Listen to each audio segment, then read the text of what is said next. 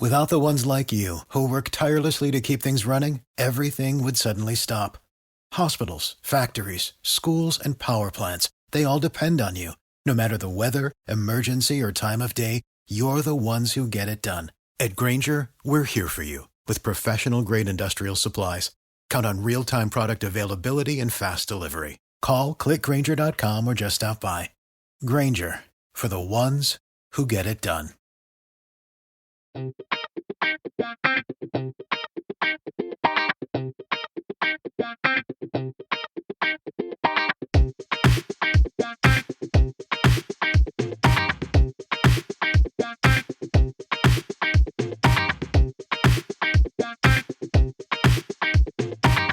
Ahoy! And welcome back to the Curious Kid Podcast. Are all you mateys ready to get curious with us this week? If you stick around with us for just a few minutes, there are enough interesting facts in this episode to fill up a treasure chest. All right, Scallywag Olivia, let's get things started. Aye, aye, Captain. Double mailbag. Double mailbag. Hi, my name is Connor. I am 5 years old and I live in Arkansas. I love listening to Curious Kid Podcast because I love to learn. We mostly listen in the car when we are going on trips to visit family. My favorite episodes are the ones on Bigfoot and aliens. I was wondering if you could do a podcast on pirates. I'm curious about pirates because I love playing with pirates. I have lots of pirate Legos. Thanks so much for reading my email from Connor of Arkansas. Hi, my name is Paul. I am 8 years old and I'm from Washington, D.C. I was wondering if you could do a podcast on at least one of these things: hunters, the Great Depression, pirates, or how you make baskets. I really liked the podcast. I think my favorite episode was the one about rats. From Paul of Washington, D.C. Well, shiver me timbers. Those are great messages we got from listeners by email and on Instagram. We are going to learn all about pirates this week for Bucko Connor and Bucko Paul. There is a lot to learn about pirates, and there may even be some things we think we know about pirates that aren't really true. In a few minutes, we are going to learn about a lot of the things that come to mind when we think about pirates that aren't really true. We did something similar in episode 59, Curious About Thanksgiving, that came out almost 3 years ago. In that episode, we learned so much about the holiday, and we even discovered that there are some things we think about Thanksgiving, like the fact that turkey was part of the first Thanksgiving meal, that probably aren't true. Let's get our pirate learning started with our question of the week. The question of the week is, why did lots of pirates wear an eye patch? I'll give you a hint. It's not because they were all missing an eye. The eye patch is part of the outfit people imagine when they think of pirates. I always figured, like many other people, that the eye patch covered up an eye that was damaged or even missing because the pirate was injured in battle. It turns out that the eye patch serves another purpose that I wasn't even aware of until we started doing research for this episode. Can you guess why lots of pirates wear an eye patch?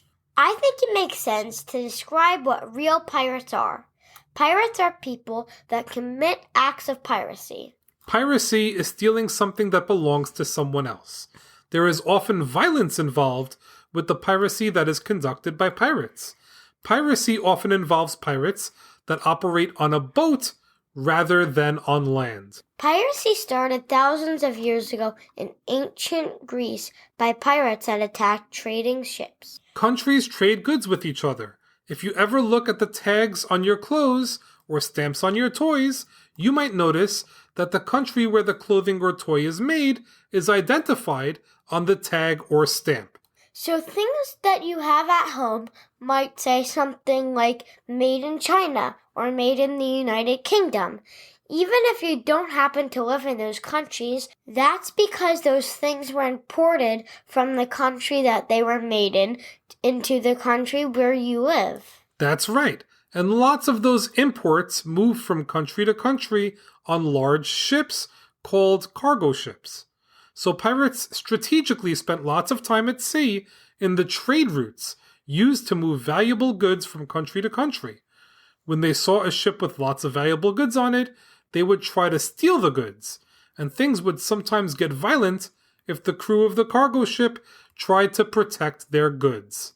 Piracy was very big about 400 years ago. The years from 1620 to 1720 were considered the golden age of piracy. There were even pirates called privateers who were given permission by their government to steal from ships of enemy countries. In return for permission, they shared their stolen goods with the government. One such privateer was Captain Henry Morgan, who fought against Spain on behalf of England. Captain Morgan looted enemy ships for about a decade and shared his haul with England. Pirate ships often had lots and lots of pirates on them.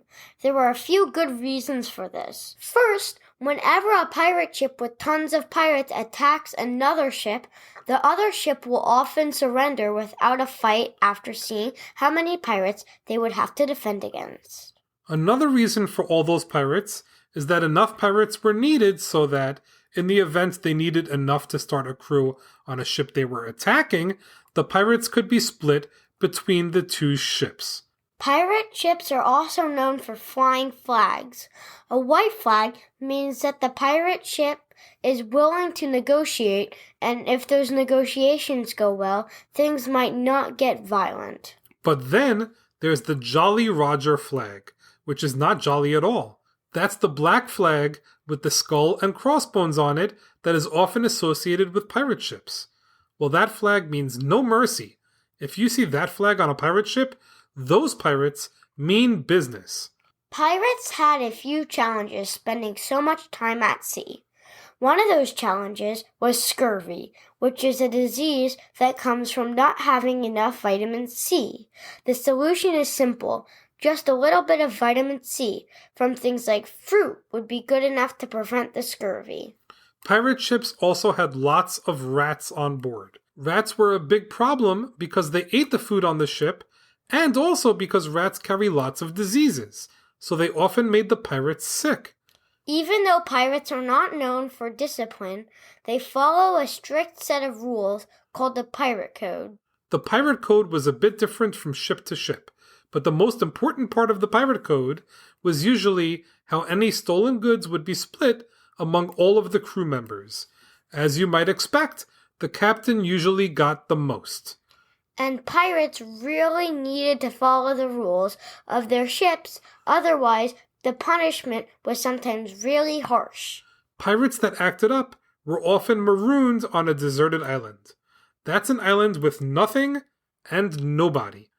The unruly pirate would then have to find a way to survive with almost no resources. Pirates often had pet parrots. They were easier to travel with than other typical animals like a dog. They could be bought at Caribbean ports. They are smart, and pirates were able to teach them to talk, which provided them with entertainment. Many pirates also wore earrings, but they didn't do it to look fashionable. They actually wore earrings because they thought it helped prevent seasickness. It turns out that even though our inner ears play a big role in balance, piercing your earlobes does nothing to help with seasickness. It's time to learn about some things that are associated with pirates that aren't really true. For example, pirates didn't really speak pirate. They actually spoke the same way all of other sailors did. We actually have a movie to thank for lots of these phrases that have been associated with how pirates speak. That movie is the 1950 Disney film Treasure Island, featuring a fake pirate by the name of Long John Silver. Speaking of pirate phrases, would you believe it if I told you that I was using the phrase shiver me timbers incorrectly all this time? I thought it means shivering cold. Well, I was totally wrong. Shiver me timbers is something that is said when you hear something really shocking. Timbers are support frames used to keep a pirate ship together. So saying that the timbers are shivering is like saying you heard something that was really surprising and shocking to the extent that your pirate ship might come crashing down. Shiver me timbers was one of the phrases made popular in the movie Treasure Island. Another pirate myth. Pirates don't usually bury their treasure. They would often split the treasure or booty very quickly. I feel like lots of the stories are of pirates burying treasure chests and then creating a map that shows the location of the treasure chest, which is usually marked with the letter X. It turns out that they prefer to just split the treasure right away so everyone gets their portion of the stolen goods. Have you ever heard that pirates made people walk the plank? That's another pirate myth. Walking the plank meant tying up an enemy and having the enemy walk on a wooden plank sticking out of the side of the ship until they fell off the other end and into the sea. Very few real cases of walking the plank have been documented. It turns out that the concept of walking the plank came from a popular book from the year 1390 called Canterbury Tales. The same way that pirate language came from a movie, walking the plank came from a book. As the years passed, people started to believe that pirates said things like shiver me timbers or had enemies walk the plank, even though those ideas came from movies and books. All right, Olivia, let's answer the question of the week. Pirates often wore eye patches, but it wasn't to cover an injured or missing eye. Why did pirates wear eye patches? Pirates wore eye patches to help them see better in the dark. It helped them adjust from light to darkness very quickly and gave them an advantage over their enemies. If you ever go from sunlight or even artificial light, like we have in our homes, to darkness, it usually takes a while, sometimes as much as 25 minutes, for our eyes to get adjusted to the darkness. For example, my room is dark when I go to sleep. As soon as I turn the lights out at night, it takes a while for my eyes to get adjusted to the dark, so I have trouble seeing even just a few feet in front of me. But then, if I need to get up in the middle of the night, like to use the bathroom, I'm able to see perfectly fine in the dark because my eyes have adjusted already. When pirates go into battle with enemies, they often need to go from areas above deck, where there is sunlight, to areas below deck that could be very dark. What pirates do to help them see well below deck is move the patch from one eye to the other. The eye that was behind the patch is adjusted to the darkness already because it was behind the patch, so the pirate can see very well in the dark, whereas the enemy wouldn't be able to see well if both of their eyes needed to adjust to the dark surroundings. It's a very clever trick pirates use to gain an advantage over their enemies. Well, that's a wrap for this week's episode. Thanks so much for listening to this week's podcast, number 204 on pirates. Great job, Olivia, and great job, Connor and Paul, for the wonderful episode topic suggestion that had a treasure trove of interesting facts for us to learn. Before we say goodbye, we have a couple of awesome people to thank. We want to thank our newest Patreon supporters, Benjamin L., Caroline L., and Liam C. Thank you so much, Benjamin, Caroline, and Liam, for the support. We really couldn't continue this without you and all of our amazing Patreon supporters. Next week, we will get curious about solar panels for listeners in Singapore and Littleton, Colorado. As always, thank you so much for listening and getting curious with us.